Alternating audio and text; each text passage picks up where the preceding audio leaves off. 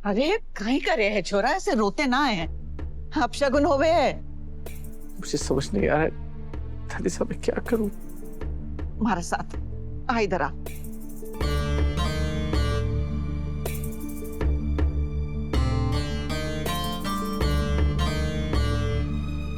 आजा लेट हमारे पास।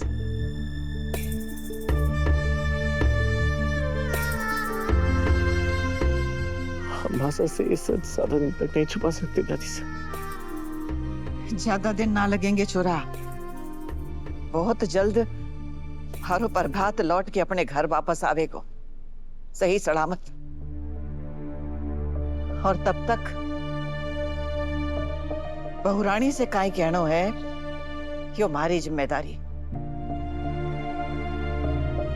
बस तुम लोग वो करो जो मैं कहूं।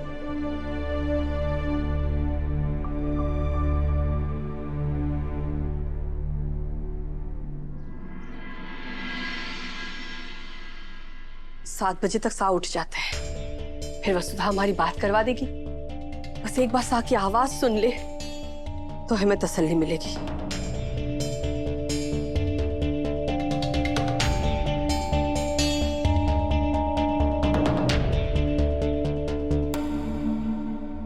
साढ़े 7 बज चुके हैं, सा का अभी तक कॉल क्यों नहीं आया?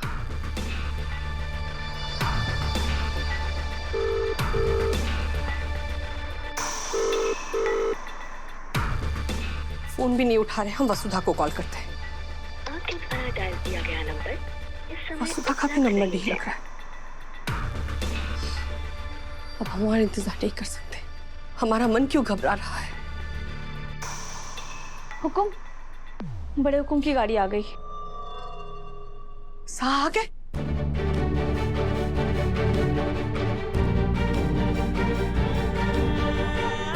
सावित्री, आरती की थाल लेकर आओ।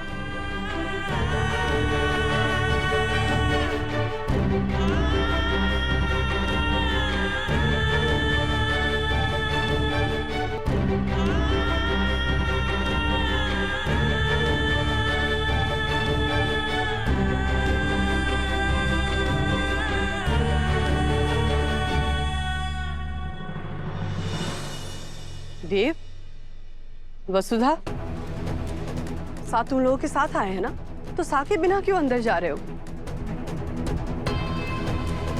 सा को गाड़ी से तो उतारो।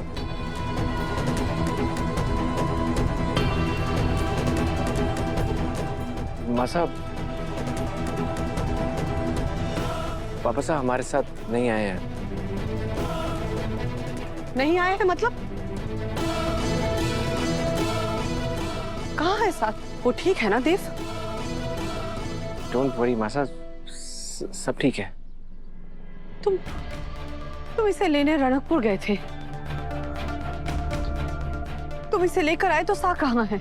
नहीं माँ साहब, मैं तो ऑफिस से आ रहा था, पापा साहब का फोन आया, तो उन्होंने बोला रणकपुर आ जाओ मिलने, तो मैं चला गया। सुबह लौटते हुए तो वसु का आपसे मिलने का मन था, इसलिए मैं वसु को साथ ले आया। मतलब सा अपनी गाड़ी में आ रहे हैं पीछे? नहीं माँ साहब, अब दादी साहब ने पापा साहब को रणकपुर रोक लिया है।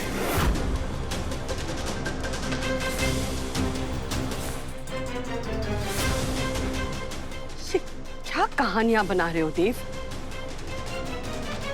साफ साफ बताओ हमें, कहाँ है सा? बताया ना माँ साहब, रणकपुर दादी साहब के पास। कल से गए हुए हैं सा, हमसे एक बार बात तक नहीं की, और तुम कह रहे हो कि वो माची सा के पास रणकपुर में रुक गए। क्यों?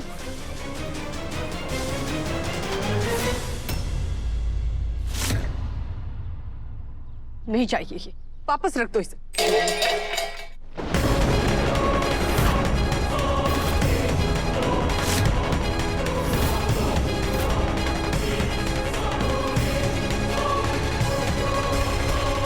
हमें कुछ ठीक नहीं लग रहा है, हम माजिसा को कॉल करते हैं। माँ साहब,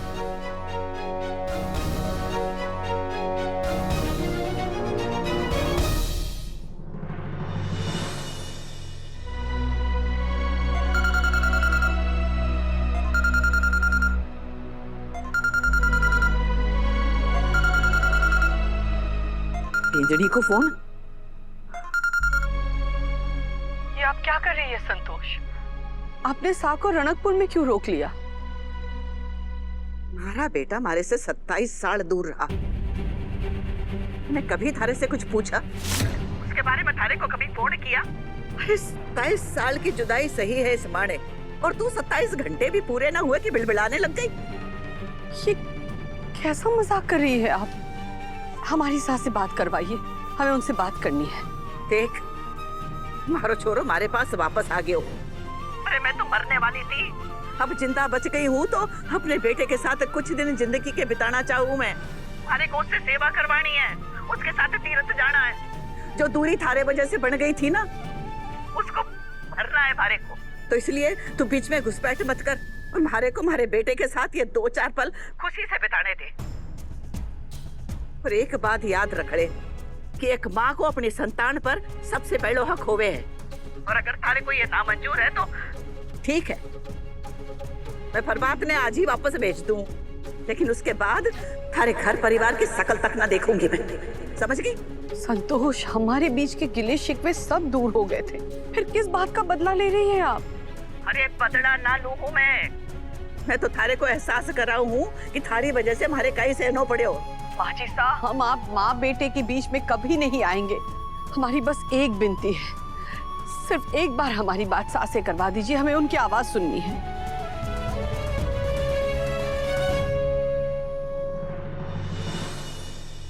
देख, अभी तो बात ना हो सके। अभी प्रभात जो है वो बाहर गाड़ी में सामान रखे, हम लोग काशी की यात्रा पर जा रहे हैं, बाद में बात करना, ठीक है? बाजी साहब प्लीज, बस एक बार।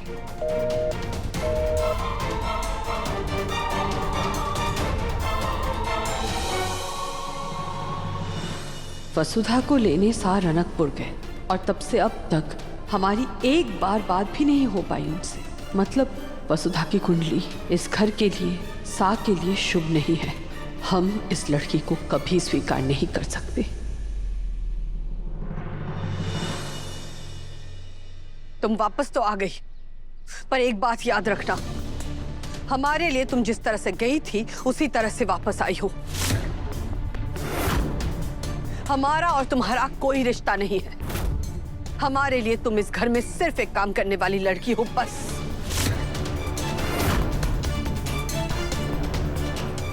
भूल क्या रही हो हमें? जाओ, जाकर अपना काम करो, और अगर वापस जाना है तो वापस चली जाओ। अगर तुम्हारे पति को बुरा लगता है तो उसे भी ले जाओ अपने साथ। हमें किसी की कोई जरूरत नहीं।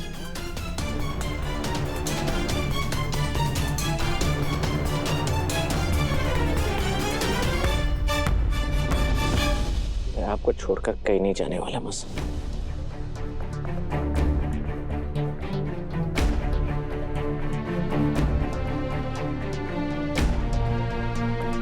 चलिए, अब चलकर आराम कर लीजिए, आप थक गई होंगी। आइए।